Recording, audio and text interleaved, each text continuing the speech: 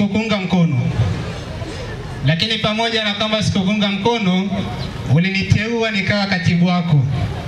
Hii inaonyesha namna gani ambapo unafanya kazi si kwa visasi, unafanya kazi kwa kuangalia uwezo wa mtu na mtu ambaye anaweza kukusaidia. Kwa hiyo hilo nikushukuru sana, lakini nikuombe radhi.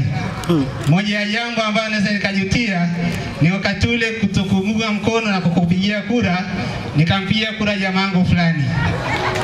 Laiti ningekuwa na nafasi ya kupiga kura leo za wajumbe, basi kura yangu ningepiga hadharani kabisa. Kwa hiyo nimesema kwa kweli mkutano wetu wa mwisho, nichukua nafasi hii kukushukuru kwa dhati, lakini kukuomba radhi pale ambapo nilipokosea. Niseme mimi ni kijana, nimejifunza mengi kupitia ukatibu huu. Umenifundisha maisha. Wakati mwingine mapito yalikuwa ni mingi, lakini nimeweza kuvuka na nimeweza kujifunza, na sasa nimefuzu.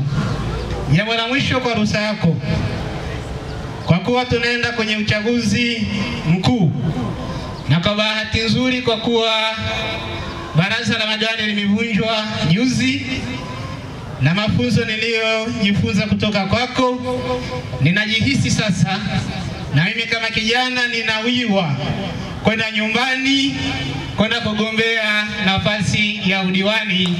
Bunga oye! Ubunge siwezi. Bado mimi mwepesi sana kwenye nafasi ya ubunge, lakini udiwani siachi. Bunga nakuja na Oktoba tunatiki. Asanteni sana kwa kunisikiliza mheshimiwa mbunge. Asante. Asante studio.